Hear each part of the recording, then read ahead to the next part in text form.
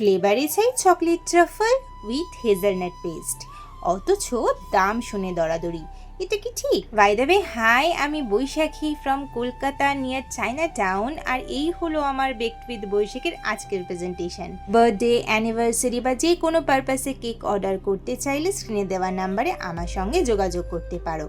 এক কাস্টমার আমাকে ফোন করে বলল তার 2 পাউন্ডের কেক চাই, আর ফ্লেভারে চাই চকলেট ট্রাফল আর হেজেলনাট পেস্টের ফিলিং। বাট দামটা শোনার পরে সে দরাদরি করতে শুরু করে দেয়। তখন আমি তাকে খুব পোলাইটলি ভাবে বুঝিয়ে বলি যে আমি কতটা ফ্রেশ এবং ভালো উপকরণ দিয়ে কেকটাকে বেক করি এবং ডেকোরেশন করি। কোয়ালিটি নিয়ে কম্প্রোমাইজ আমি কখনোই করি না।